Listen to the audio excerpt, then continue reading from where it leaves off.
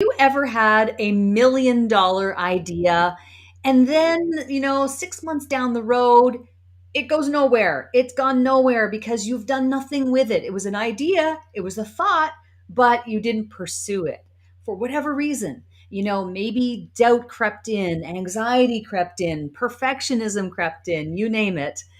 It happens to all of us. We all have these amazing ideas that we just never act on for whatever reason. And today, Jennifer Lyle is here to talk about why that might be.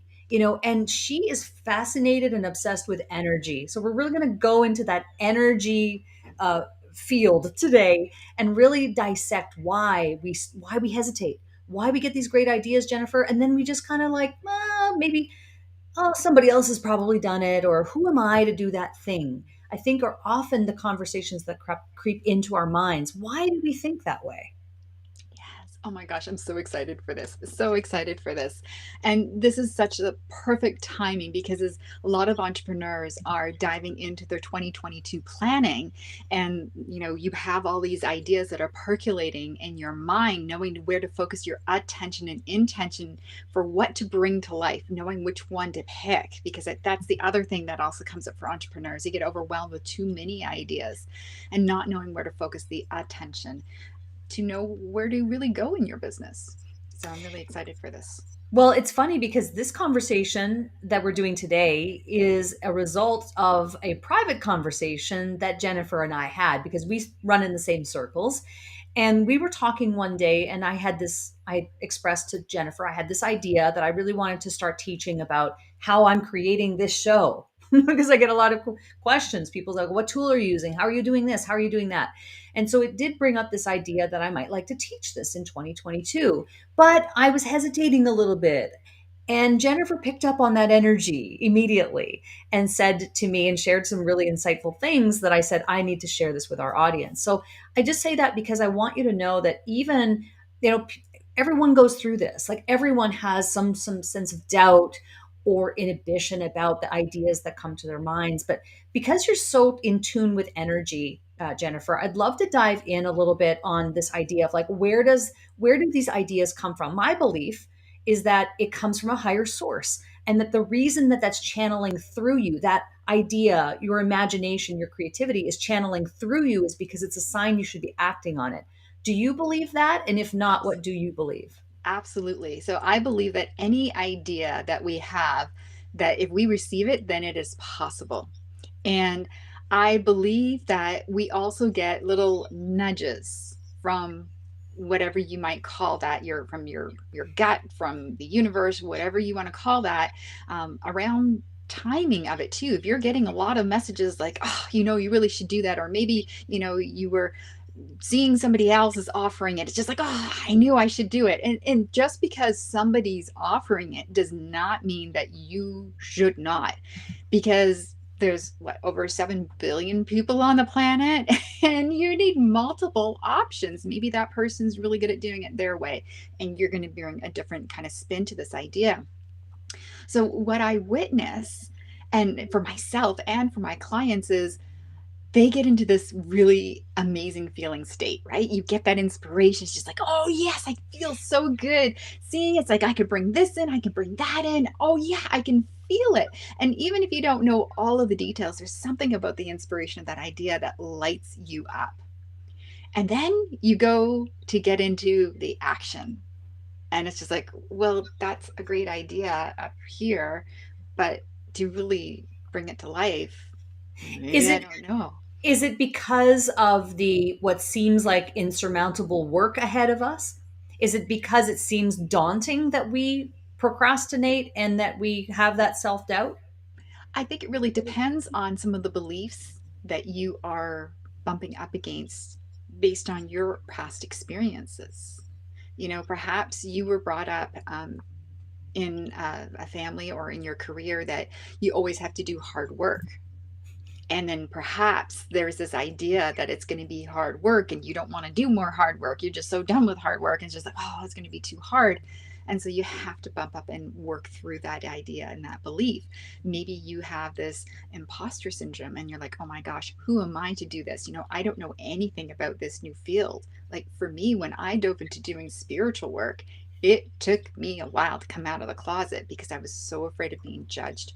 It wasn't something that I had any formal training in. It was just something that has been in my family for generations, and I just am it. Well, we all are intuitive. So Yeah. there's a lot of trust. So it depends on what kind of limiting belief it is that you're working through. And overarching, though, regardless of what that belief may be, what I have discovered is that it is about your energy. So when your energy levels drop and you're feeling depleted, worried, anxious, fearful, doubtful, your energy levels are low. And you're not in the same energy as where you felt when that idea came to you. When you boost your energy back up, where you're feeling happy and optimistic and confident, you're in that same energy of that idea. Your intuition is on fire. You're able to see the synchronicities of the opportunities. You have more faith in things working out. You have more confidence. There still might be some fear there, but you're like, you know what? I'm smart. I know that if I don't know how to do something, I'll be able to find the resources. We talked about we're in the same circles, and all of those people have their own connections. So we don't need to know everything. We just need to know how to figure it out. Yeah. And when And you're it's in, and it's challenging to do that because people, let's say entrepreneurs who are maybe at the earliest, I think that the hardest part of entrepreneurship is always at the beginning part, right? It's when you don't know what you don't know. It's when your resources are limited. It's when you're bootstrapping. It's when you're kind of like just, it's a side hustle. You're trying to make it work. You're still working full time, like all that craziness that happens pretty typically in this space before you can leave it and go full time is a place where there's a lot of doubt because you don't have proven processes. You don't have clients. You don't have results. You don't have a lot of stuff at that point. So your belief in yourself has to be so strong, which I think is why we often hear people talk about really dig into your why, the why you're doing this, because that's going to give you the resolve to get through that difficult stage of the business building. But it can be really challenging to do because your mind wants to focus on the things you don't have and the things you haven't done and the proof you don't have yet, but yet your belief system needs to be so strong. How do people get around that? How do you reconcile that? so two things come up for me in that question and in that sharing. Number one, yes, absolutely, this comes up for newer entrepreneurs, but I witness it in multipreneurs, people Oh, who are, they're uh, continual entrepreneurs. They have multiple businesses, or when you're breaking into new markets, the same thing comes up. hmm. And you really hit the nail on the head with the thinking. So your thinking is the other component that's really big. But Dr. Joe Dispenza, who does a ton of research in neuroscience, he talks about how you cannot think greater than how you feel. So I'm really passionate about teaching people how to master their energy by checking their inner battery throughout their day.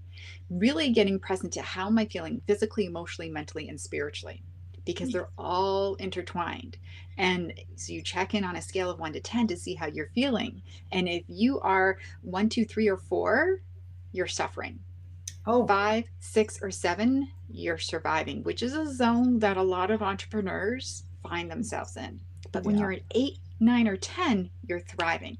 And when you're in that thriving state, it gets easier to brainstorm, to come up with solutions. You feel more confident. You make those reach outs. I was just having a conversation with somebody about angel investing, and how do you connect with those people, and what do you need to do, and to be bold and ask for what you want. That is the biggest part, being able to hold the vision and ask for what you want, even when you don't quite know exactly what you want, but you have a general idea. How do you ask for what you want? And you don't know until you start to take that action. So there's that power of belief in yourself, really getting clear on that thinking, what's going on in this noggin here, and making sure that you're focused on what you do want and not spending so much time focusing on the things that you don't want. I started doing personal development back in 2013. That was really the year that I just started to make decisions to stop listening to cyclical news talk 1010 radio on, and instead listening to inspirational, um, CDs at the time, CDs, podcasts, audio books, that kind of a thing in the car. And over the course of many years, and now it's just become a part of who I am. And my bookshelf is full here of amazing books, and I have audiobooks and things that I have listened to over the course of years. I think that's been hugely responsible for me to think the way that you're describing.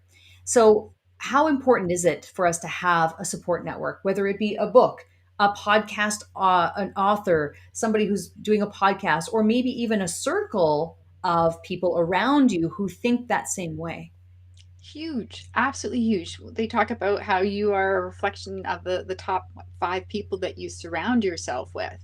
So if you are focusing on this personal development yourself, and then you are surrounded by people who don't believe in that, then it's like that crab in the bucket scenario. You're trying to climb out, and then people like bring you back down here. And it takes way more discipline to be able to focus on that positive mindset and believing in what's possible when you're surrounded by a bunch of people who don't have that same vision. So it's absolutely huge. And self discipline to create the habit and the standards for yourself is key. And I'm in various groups with people who are ranging from six figures to multi-million dollar businesses, and it is a discipline that people at all different stages of their business are all doing their best to implement because they know it makes a significant difference. I think there's a misconception in entrepreneurship, or people who work on online businesses or work from home and kind of doing their own thing, that every day is a cakewalk, every day is joyous, and every day is Instagram worthy, and it isn't. And it isn't, right? It's exactly what you said, Jennifer. It is doing the work and making it a habit to do the work, whether you feel like it or you don't feel like it. I feel like, and this is something I have struggled with, I have to admit, especially coming from the broadcasting industry where I was working, diligently working shift work, right? It's like you go in at a certain time. I have my makeup on by 4 a.m. This is true, but like have full makeup and hair on by 4:30 a.m. for the briefing, do the work, X number of hours, drive home. And there's like regularity to the process and to the schedule. In entrepreneurship, it's awesome to have the freedom to be able to do what you want when you want, but sometimes it goes a little too far in that it can be challenging to hold yourself to a schedule. How Yes. important is it for us to do the work regardless of how we're feeling? Hmm. Very. And there's also this idea, I believe, in knowing how you're feeling. So, checking my inner battery throughout the day. But there are going to be days where my inner battery is low and there's a reason behind it. And then I need to give myself some grace and space Okay. to have a lighter day. Whether somebody has lost a pet or a loved one, or a child is homesick, or some people have their kids still doing school online. It created a different dynamic, and you need to approach things differently. You can't be like, oh, I need to get this all done, and beating yourself up for not getting it done. Because if you're feeling like you're in that suffering zone or survival zone, and then you try to just push through, you're infusing that energy in all the work that you do, and you Right. end up taking way longer to do it. So rather than, you know, trying to push through and it takes you 5 hours, and then you go back the next day or 5 days later when you're feeling better and you look at it, it's like, oh my gosh, this is crap. I've got to redo it. Like, what's the point? You've just wasted all that time when you could have been kinder to yourself, recharged faster, and then done the best when you were at that. But also, recognizing sometimes we just dip down a little bit and needing to boost ourselves up so we can be more productive. And I feel like also bringing up the conversation around this word hustle. And Mm, to stop the hustle, it's not healthy for our physical or mental or emotional well being. It is not healthy. And when we are feeling good, we are way more productive and we can have much bigger impact in our world and make a bigger contribution rather than push, push, push, push. Now, I'm not going to try to say that I never stay up late or work a little later because there might be a particular initiative where there's some last minute things. Sometimes things go sideways with technology and you might need a little extra time every now and again, but it cannot be part of the daily grind. That just is honestly disrespectful to yourself. And I believe it's also kind of disrespectful to the soul of your business. I believe that all our businesses, it's an energy and it has a soul too. And you need to honor it and show up as the best version of you to bring it yeah. to life and to be of service in the greatest way. Yeah, and I think this is something we all struggle with. I do too. I do a lot, put in a lot of hours, but I do try to find that balance between, still working and putting in the work, whether I feel like it or don't feel like it, but also taking those breaks throughout the day to, you know, obviously work from home, go and have a tickle fight with my son, right? And take those 10 minutes, even if it's 10 minutes, to just go and like you know, wrestle with them on the bed or something and just kind of play with Yes. them. But like Yeah. it's taking those breaks I think is really important. So I hear what you're saying about the balance. And if this message is resonating with you're watching this right now and you know somebody who needs to hear this message from Jennifer, be sure to share it with them. We are broadcasting Cashing on Camera here live using Restream. We're on YouTube, Facebook, my Facebook page, my Cashing on Camera Facebook group, Twitter, LinkedIn, and the whole rest of it right here on Restream. So share this out if this resonates with you or you know someone who needs to hear this message who is in the hustle, right? Who's doing those 18-hour days and trying to do it all. That's not really the whole point of this. The whole point is to find that balance so that you can live life on your own terms. I want to kind of go back to what I said at the beginning of this conversation, Jennifer, which is that when you get $1 million idea, which I think we all have. We suffer sometimes and we hesitate. What is, and I know we've kind of gone into, but what is the really core thing that we want to leave our audience with today so that they can just stop hesitating already, right? Getting on with it. What is the key core thing that they really need to dig into so that they stop hesitating and they can move that project forward? Number one is making sure that your energy is high. So I teach people how to check their inner battery on a scale of 1 to 10. How are you feeling physically, emotionally, mentally, and spiritually? And it is so super duper. You can, through my free guide there, 7 steps to transform your energy, I can walk you through in that over a week where I teach you how to check your inner battery and how to develop that habit. And then the second one is once you're in that high vibrational state where you're feeling good and you're thriving, then choosing to focus on taking action out at those times because you're in that higher vibration. And that's when you're in alignment with the energy of that idea. So you're being an energetic match to the vision that you want to bring to life. And then it makes it way easier for you to see what that next step is and to believe in yourself and have the confidence to take action. So it really is about managing your energy. And with that, because you're checking in on how you're feeling physically, emotionally, mentally, and spiritually, when you check in mentally, what are the dominant thoughts that are going on in here? Are you focusing on what you do want or you don't want? Because it's kind of like It's in the all going Canadian, on up here. It's yes, so much about what's going on in your head. yes, Mm, yes. Everything that we do or do not do is based on what we think about. yeah. JLyle.com is the website. JLYALL.com is the website.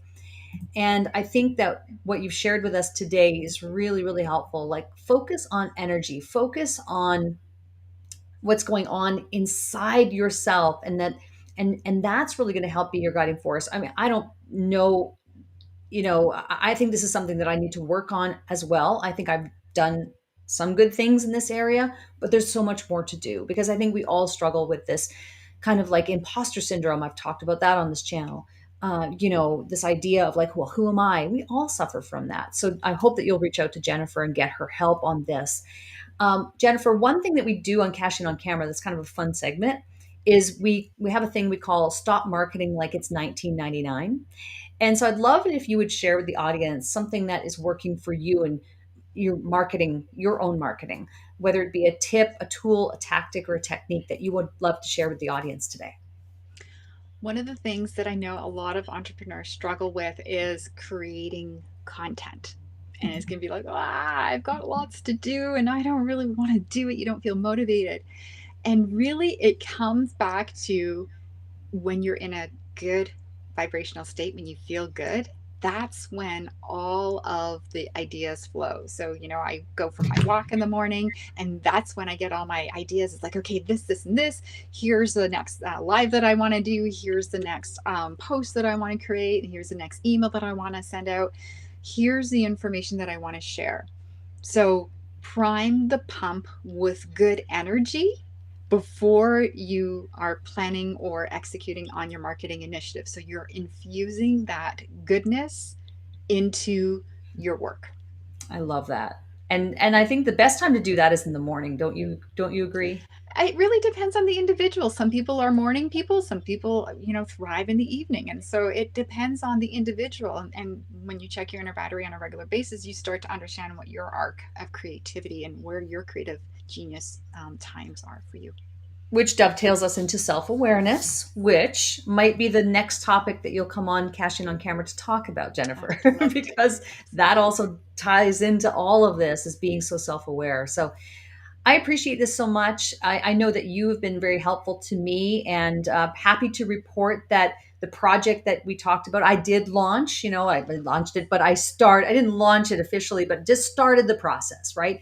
Did a training, just made it happen. It wasn't perfect, but I got it done. Starting to, Yes. go in that direction because I was hesitating. And through your help, I was really kind of realized that what I was doing, and you helped me recognize that pattern. So I abolished that pattern and just started to do it. So I'm really thankful to you for giving me that little push. Yes.